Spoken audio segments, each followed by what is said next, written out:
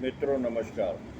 आज मैं बात करना चाहूँगा कि हारता वही है जो हार मान लेता है, और जो आदमी हार नहीं मानता ना, वो निश्चित रूप से जीतता है। तो इसलिए कभी भी हार मत मानो। इस बात को साबित करने के लिए मैं एक अमेरिका के एक बच्चे की जीवनी शेयर करना चाहूँगा कि एक बच्चा 6 वर्ष का था। 6 वर्ष की आयु में उसके पिता की मृत्यु हो गई। उसकी माँ को घर से बाहर खाना बनाने के लिए या और काम करने के लिए जाना पड़ता था, और पीछे से जो उसके छोटे भाई बहन थे वो उसको वही संभालता था, और फिर स्कूल भी जाता था। इस प्रकार उसने 7वीं तक पढ़ाई की, लेकिन उसके बाद उसने देखा कि घर का काम नहीं चल रहा है, तो खेतों में मजदूरी करने जाने लगा। और साल 2 साल बाद ही जब वो 16 साल का हुआ, तो उसने मिलिट्री में नौकरी हासिल कर ली। लेकिन थोड़े दिन बाद वहाँ से भी वो निकाल दिया गया। फिर उसने कुछ दिन बाद रेलवे में मजदूरी करना चालू कर दिया, लेकिन वो वहाँ से भी निकाल दिया गया। उसके बाद में उसने एक यूनिवर्सिटी ज्वाइन करके लॉ की पढ़ाई की और सफल वकील भी बना। लेकिन किसी केस में उलझने के बाद वो उसने वकालत भी छोड़ दी। उसके बाद में उसने बीमा बेचने का काम किया, लेकिन एक दिन अपने बॉस का ऑर्डर नहीं मानने के कारण उसको बीमा कंपनी ने भी हटा दिया। उसके बाद में उसने नाव बनाने का काम किया, और थोड़े दिन किया, लेकिन वो काम भी नहीं चला।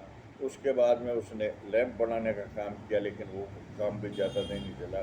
40 वर्ष की आयु में उसने एक पेट्रोल पंप पे सेल्समैन का काम किया, लेकिन थोड़े ही दिन बाद वहाँ से भी हटा दिया गया।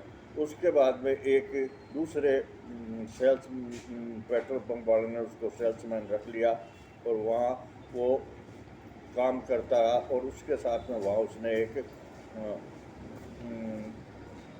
फ्राई चिकन बनाने का वो छोटा सा वो अपना सड़क के किनारे एक गाड़ा लगा लिया, और वहाँ वो फ्राई चिकन बनाता था। थोड़े दिन में उसका फ्राई चिकन जो है वो प्रसिद्ध हो गया, लेकिन कुछ समय बाद वहाँ से भी उसको हटा दिया गया। फिर वो होटलों में जा करके किसी अपनी रेसिपी बेचने लगा, अपनी रेसिपी के बारे में बताने लगा। तो वो सब जगह उसको मना कर दिया। वो करीब 1009 होटलों में उसने प्रयास किया, लेकिन उसके बाद 1010वें वाले होटल ने उसकी रेसिपी को स्वीकार कर दिया। और उसके बाद में उसकी जो रेसिपी थी, जो सब जगह चर्चित हो गई।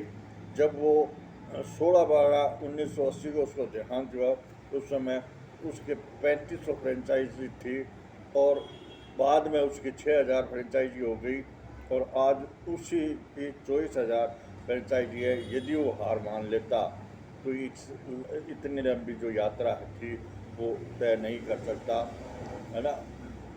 तो कहने का मतलब ये है, हारता वो है जो हार मान लेता है, और जो लगातार प्रयास करता रहता है ना, वो एक ना एक दिन सफलता प्राप्त कर लेता है। तो आज के वीडियो में बस इतना ही। फिर मिलेंगे किसी अन्य वीडियो में।